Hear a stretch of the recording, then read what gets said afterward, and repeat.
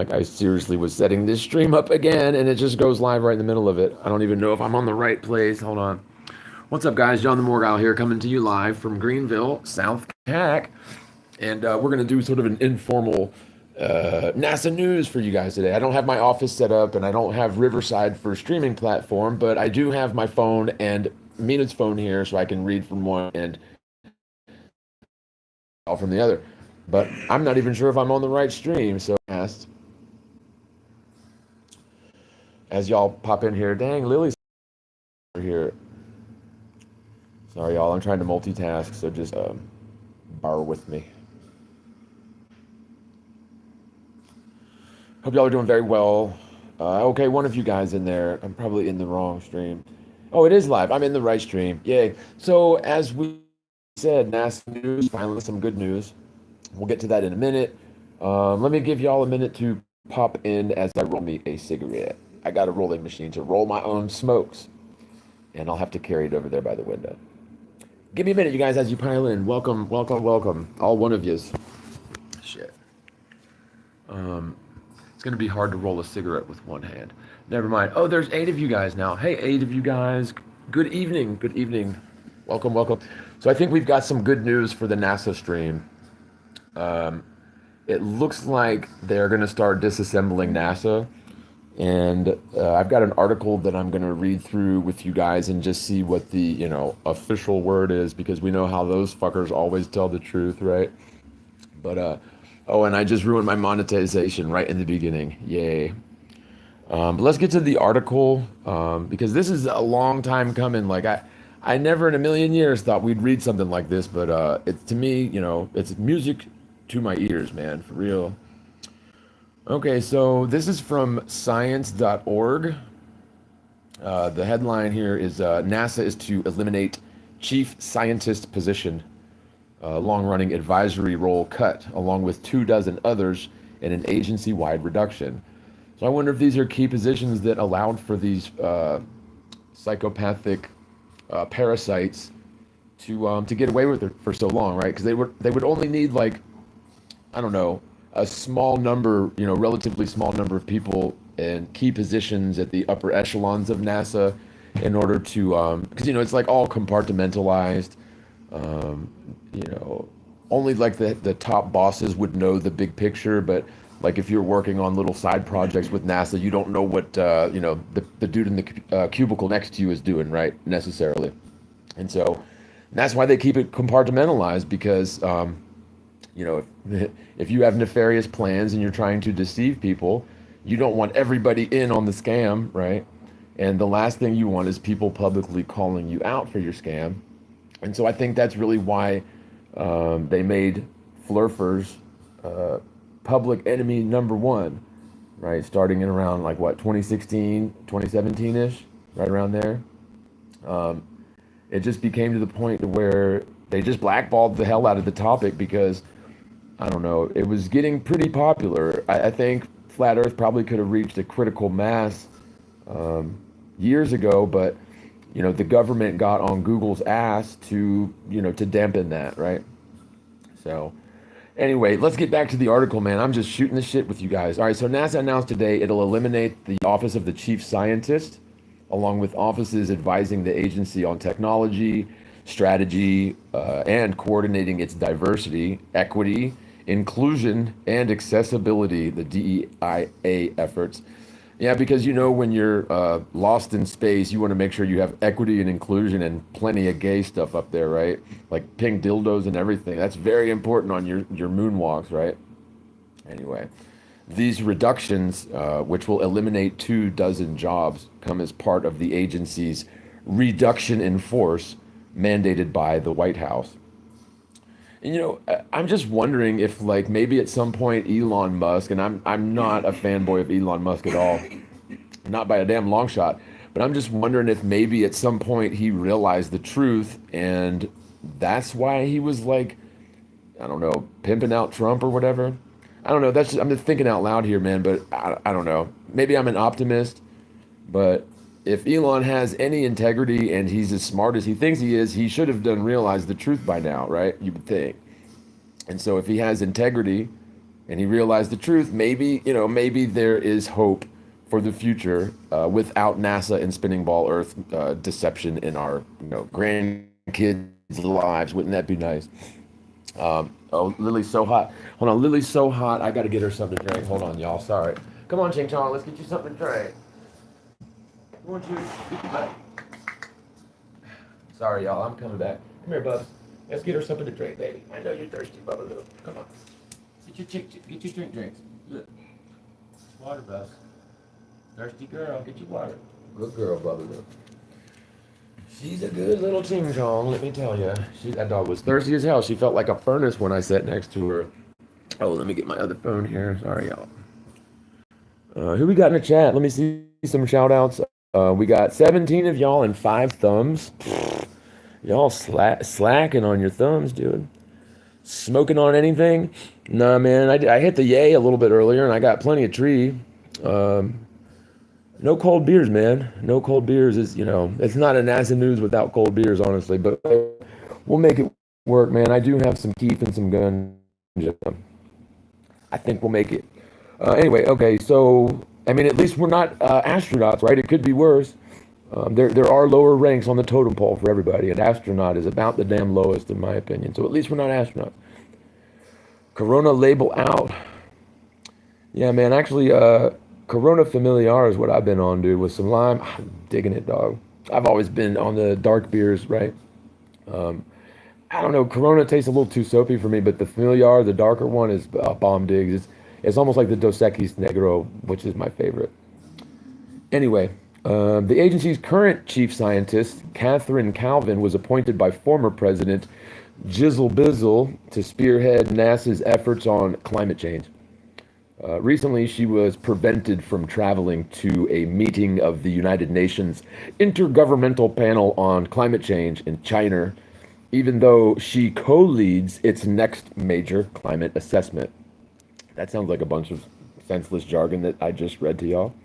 Anyway, the chief scientist's office at NASA is separate from NASA's Science Mission Directorate and has no budget authority.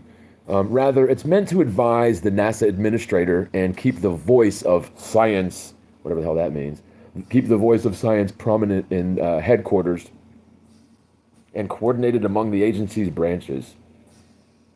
The office had existed since the 1980s, though at points... Oh, I think my phone just died. No. Hold on, sorry, y'all. This phone just cut off on me. I'll be right back. Shit. I told you this is going to be a pretty casual episode of NASA News because I don't have any... I have my computer here, but I don't have a desk to put it on, and the Wi-Fi... It's a long story. Y'all don't want to hear the BS, right? Some of these paragraphs just don't make much sense to me as I'm reading them out loud. I don't know. NASA's Office of Technology, Policy, and Strategy, meanwhile, was only established in 2021 and serves as the home for the space agency's chief economist and chief technologist, who provide the administrator with, quote, analytic, strategic, and decisional insights in the form of quick turn analyses, memos, and reports. Yeah, so let's just spend $10 trillion on clerical work, right? It's so stupid. But that's how government is. That's, that's what they do, man. They take our money in taxes, and then they start, building themselves up and entrenching themselves into their positions. And, next thing you know, we have total tyranny like we've got in America, right? Absolute fucking tyranny, man. Where they trick our children into believing lies in school. So it's just deceive the shit out of the children right out the gate. Yeah.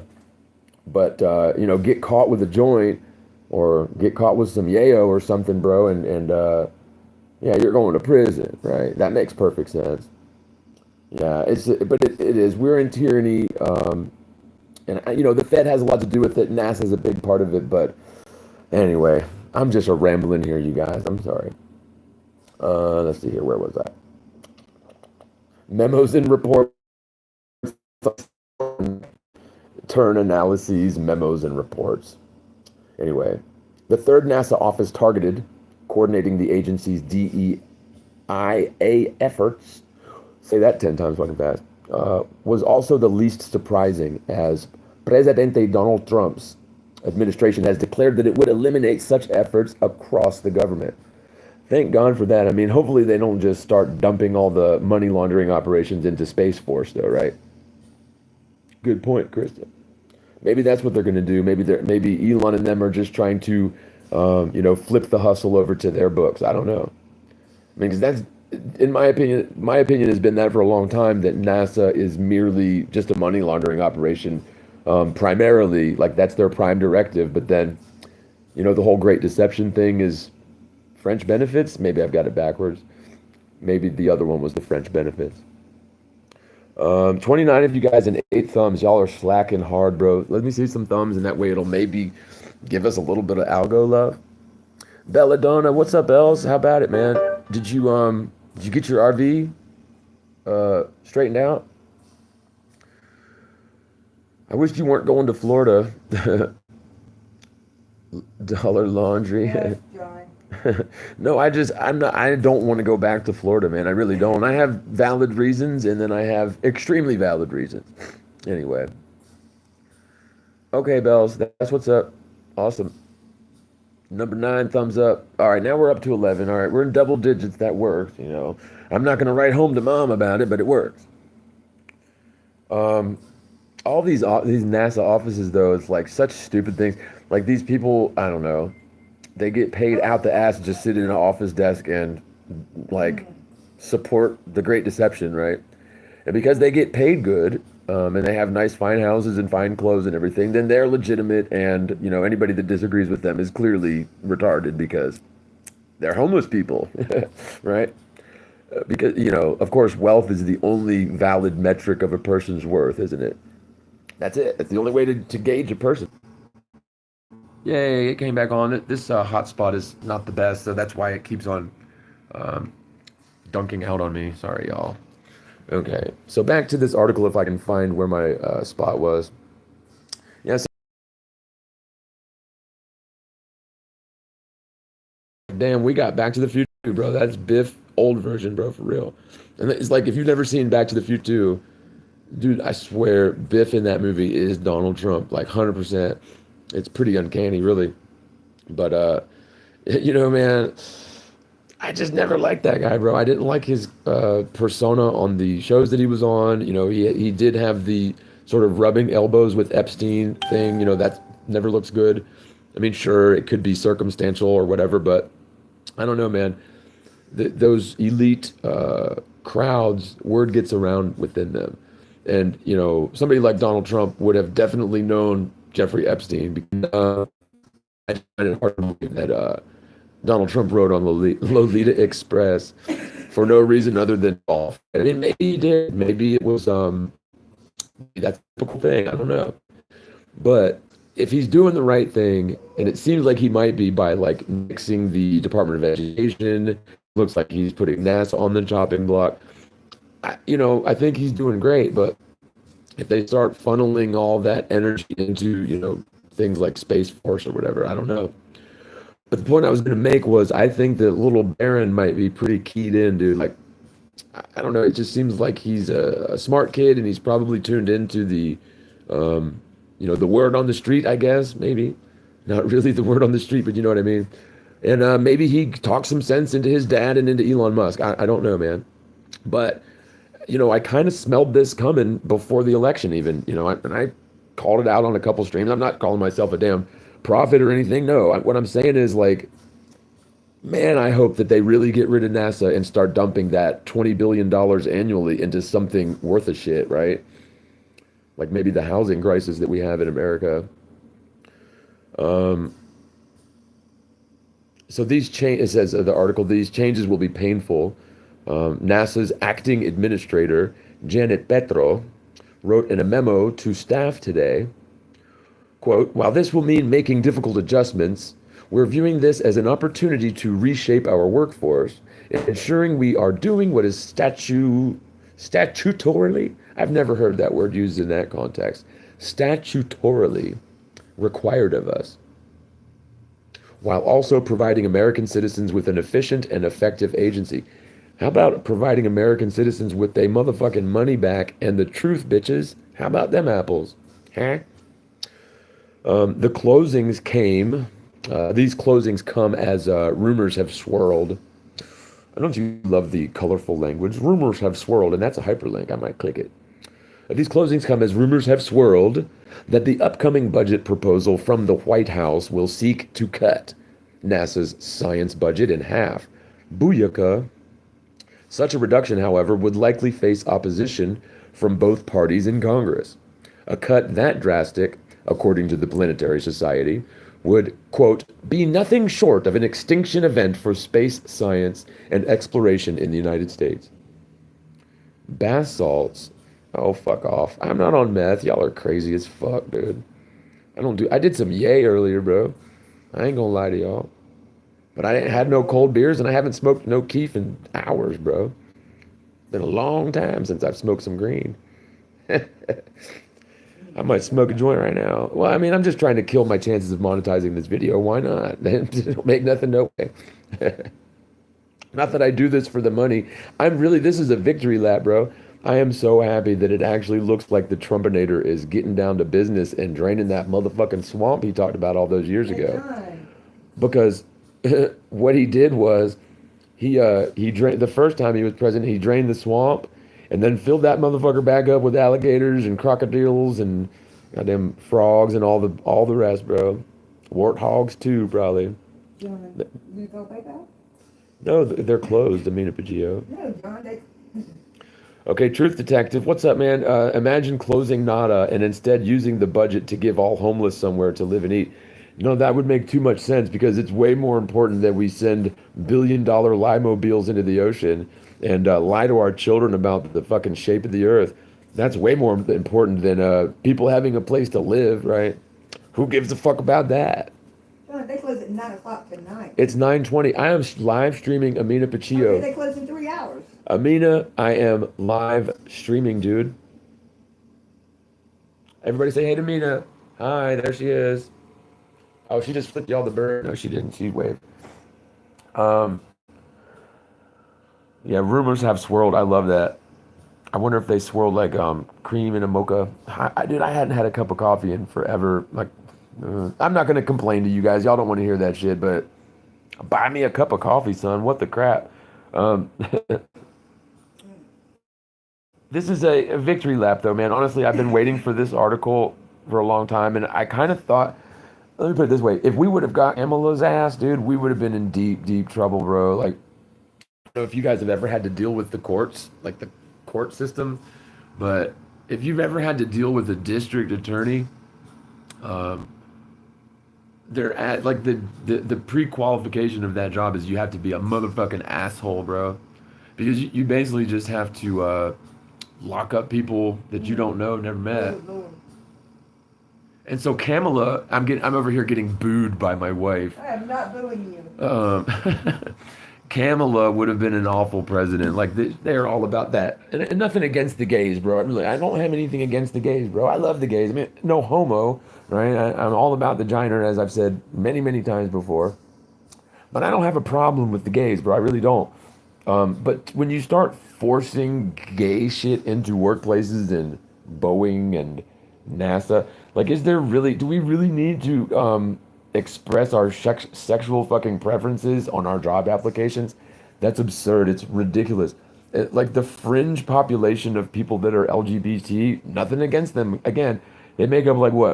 At most 5% of the population, right? At most 20% maybe. I don't know. Most people are hetero, dude. Most people are. But, to start forcing gay shit into movies and TV shows and into NASA and Boeing, whatever, it's ridiculous. It's stupid. It's absolute, like, who, when when Martin Luther King said he hoped that people would be judged based on the contents of their character and not the color of their skin, I don't think he was talking about which hole they like to stick it in, though, right? That's not what he was talking about. The content of their character has more to do with your sexual hang-ups or preferences, whatever. Anyway, how do I get off on these fucking tangents, you guys? And and the schools, damn right, Bells.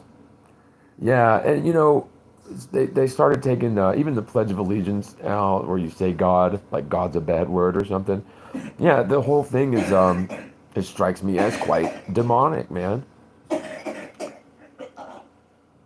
And trustee of the Most High says, I always mark other, or I'd rather not say. Yeah.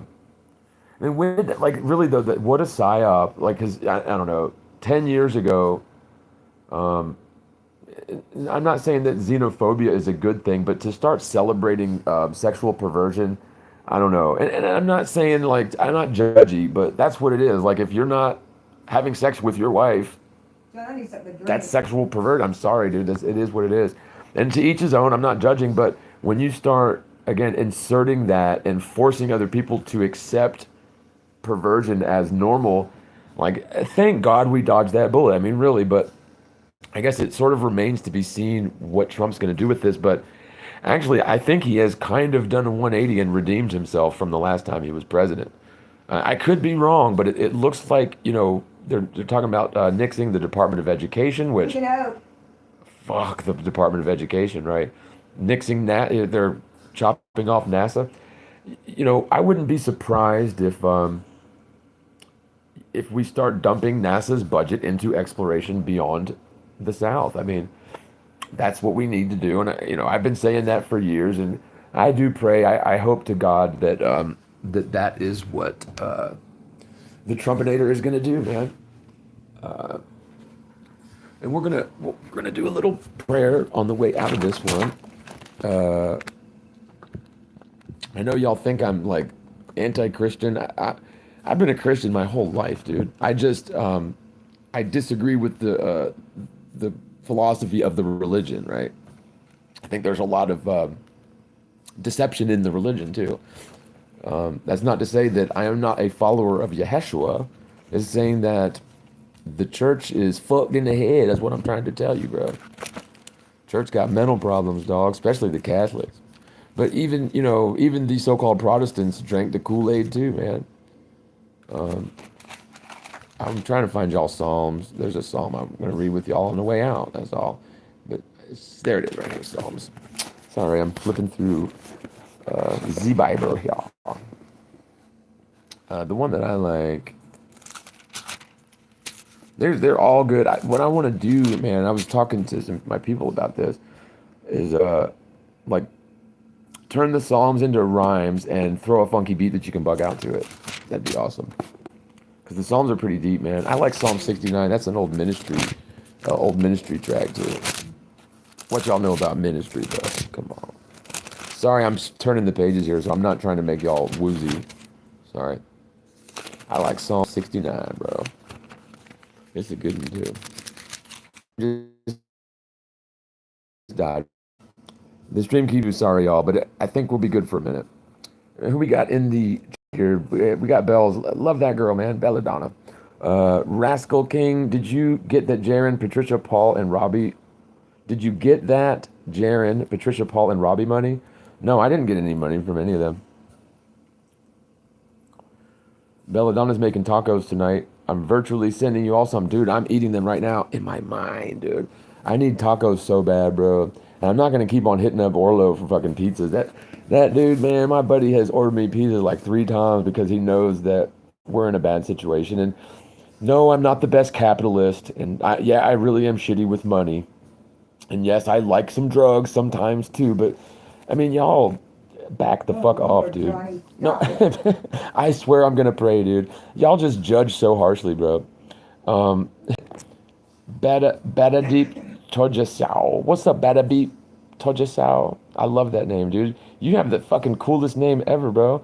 Bada Beep Tojasao. I love that.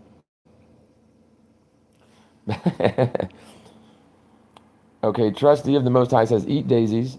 Trustee of the Most High, trustee out. Trustee. Okay. We're going to do Psalm 69. All right. So this is for the director of music to the tune of Lilies of David. Save me, O God, for the waters have come up to my neck. I sink in the miry depths where there is no foothold. I have come into the deep waters. The floods engulf me. I am worn out calling for help. My throat is parched. My eyes do fail, looking for the Most High. Those who hate me without reason outnumber the hairs on my head. Many are my enemies without cause, those who seek to destroy us. I'm forced to restore what I did not steal. You know my folly, O God. The guilt is not hidden from you.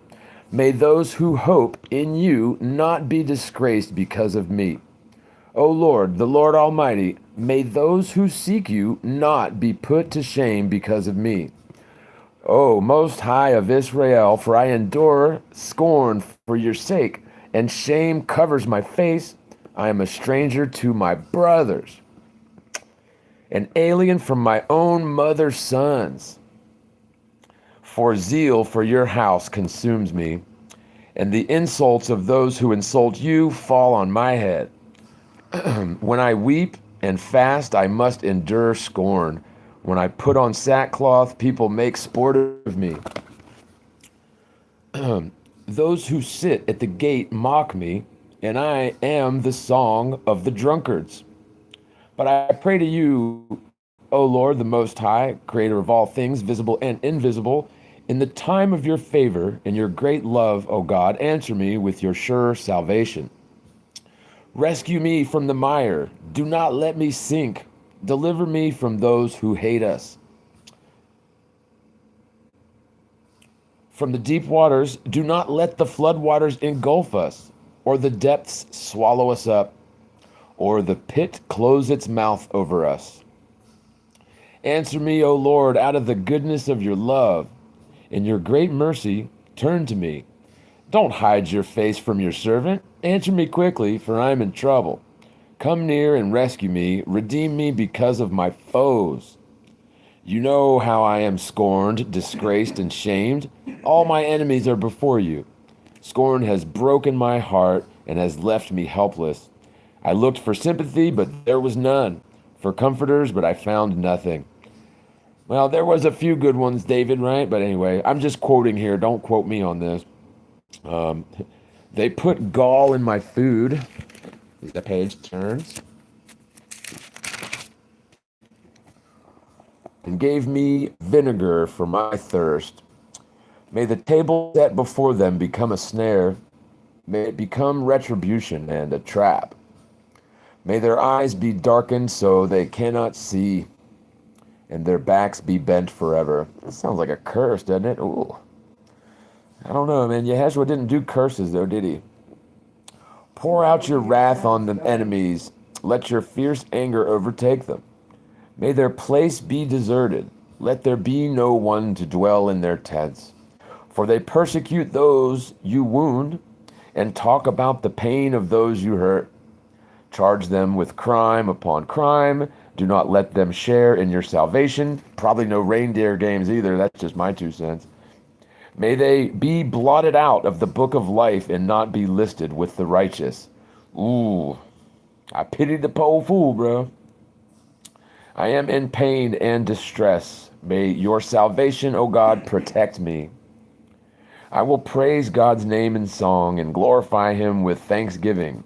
This will please the Lord more than an ox, more than a bull with its horns and hoofs. The poor will see and be glad. You who seek the Most High, your hearts live. The Lord hears the needy and does not despise his captive people. Let heaven and earth praise him, the seas and all that move in them. For God will save Zion and rebuild the cities of Judah. Then people will settle there and possess it. Their children of his servants will inherit it, and those who love his name will dwell there. Amen, amen, amen. I'm telling you, them Psalms are fire, dude. Fire, bro. So yeah, man. Well, no, we're gonna read one from we got to do one from Nag Hammadi, bro. I gotta get that in there because I think that there's some very, very important shit in the Nag Hammadi libraries, and I haven't read all of them. I've put a bunch of them on my Nag Hammadi playlist, right?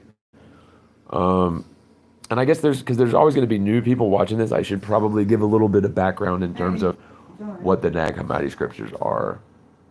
What? I'm in the middle of a live stream. I'm in the middle of a live stream. I'm sorry. I can help you in a minute or like 20, 30 minutes or something. I don't know. I mean, I could probably just give you a summation, but let me just read there's a description of what the Nag Hammadi library is. It's kind of important. So let me find it over here. Gnosis.org Nag Hammadi Index.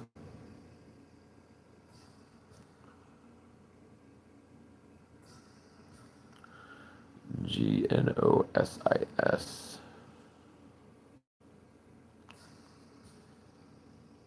Yeah, Gnosis.org. Okay, so real quick, about the Nag Hammadi library, I have this on another stream, but deal. The Nag Hammadi library is a collection of 13 ancient books called codices, containing over 50 texts. This was discovered in Upper Egypt in 1945. This immensely important discovery includes a large number of primary, quote-unquote, Gnostic Gospels. And in my opinion, when, the history books call the Gnostics, in my opinion, they're talking about the actual Christian church before it was commandeered by Rome and the Hebrews.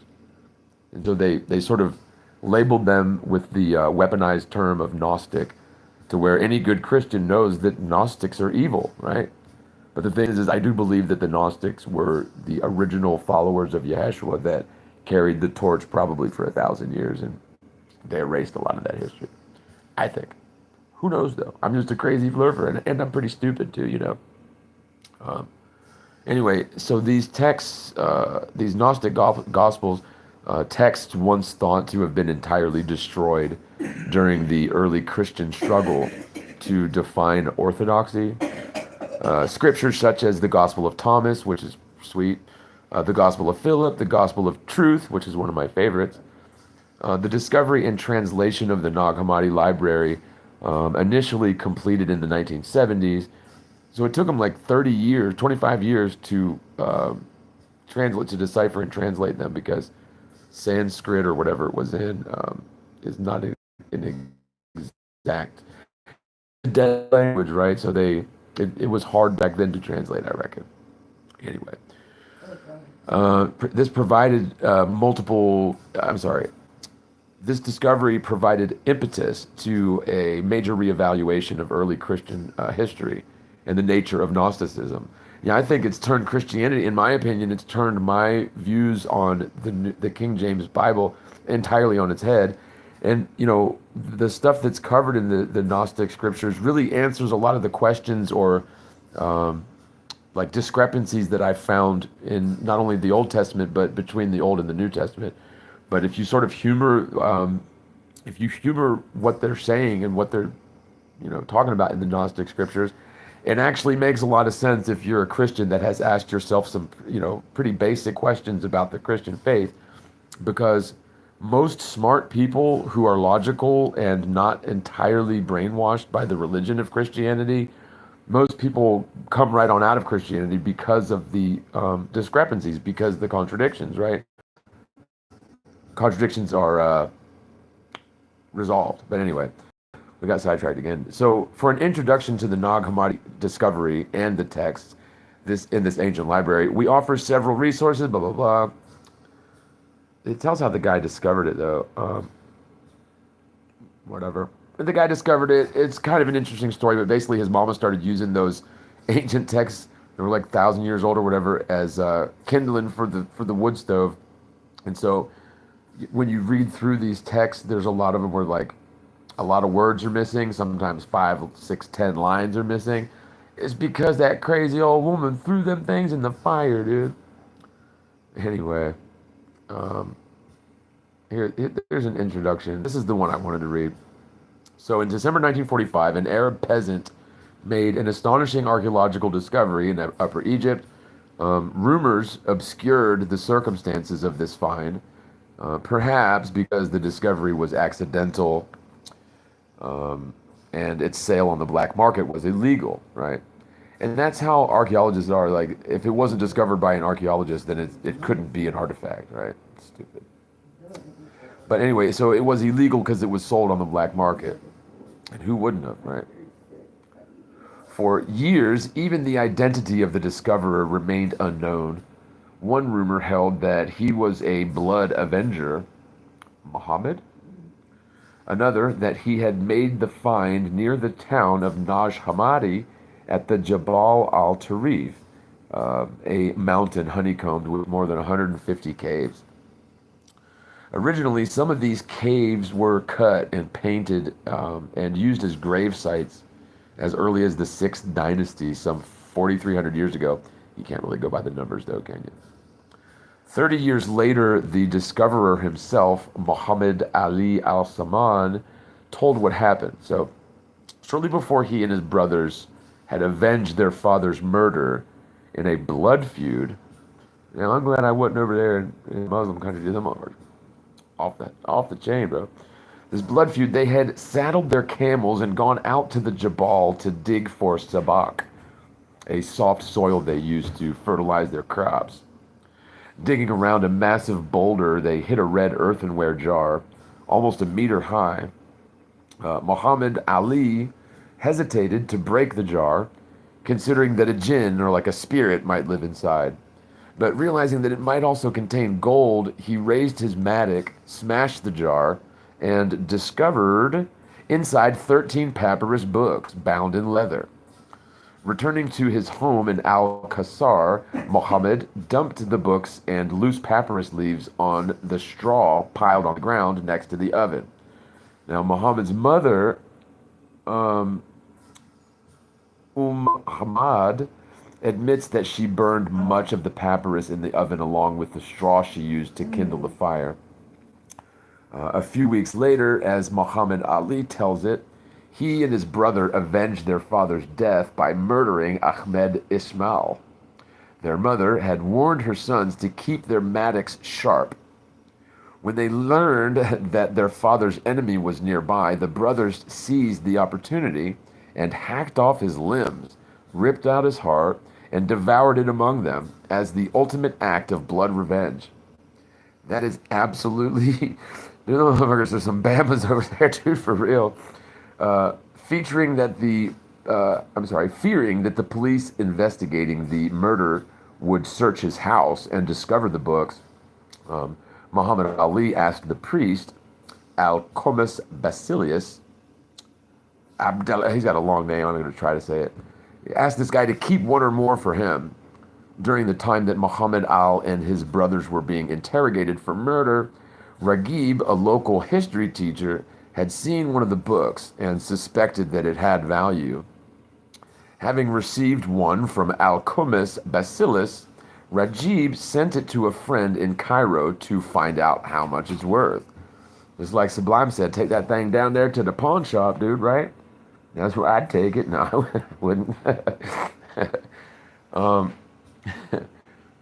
Sold on the black market through antiquities dealers in Cairo, the manuscript soon attracted the attention of officials of the Egyptian government. Through circumstances of high drama, as we shall see, they bought one and confiscated 10 and a half of the 13 leather-bound books called codices. And I lost my place. And deposited them in the Coptic Museum in Cairo. But a large part of the 13th Codex, containing 5 extraordinary texts, was smuggled out of Egypt and offered for sale in America. Word of this codex soon reached a Professor Gilles Quispel, a distinguished historian of religion at Utrecht in the Netherlands.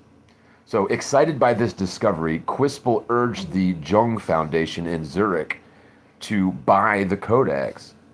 But, discovering when he succeeded that some of the pages were missing, he flew to Egypt in the spring of 1955 to try to find them in the Coptic Museum. So, arriving in Cairo, he went at once to the Coptic Museum. He borrowed photographs of some of the texts and hurried back to his hotel to decipher them. Tracing out the first line, Quispel was startled and then incredulous to read, quote, "These are the secret words which the living Jesus spoke and which the twin Judas Thomas wrote down. Quispel knew that his colleagues, H.C. Puch, or maybe it's H.C. Puke, I don't know, using notes from another French scholar, Jean Duress, had identified the opening lines with fragments of a Greek Gospel of Thomas, discovered in the 1890s. But the discovery of the whole text raised new questions. Did Yeshua have a twin brother, as the text implies? Could the text be an authentic record of Yeshua's sayings? According to its title, it contained the Gospel according to Thomas, yet unlike the Gospels in the New Testament, this text, which is the first one that jumped out, identified itself as a secret gospel. Quispel also discovered that it contained many sayings known from the New Testament, but these sayings, placed in unfamiliar contexts, suggested other dimensions of meaning. Other passages, Quispel found, differed entirely from any known Christian tradition. The living Jesus, for one example, speaks in sayings as cryptic and compelling as Zen koans. And this is a quote. Jesus said, "If you bring forth what is within you, what you bring forth will save you. If you do not bring forth what is in you, what you do not bring forth will destroy you." What Quispel held in his hand, the Gospel of Thomas, I'm probably covering up my mic. Sorry, y'all. I'm like putting it right on my fat gut belly. The Gospel of Thomas was the only one of the 52 texts.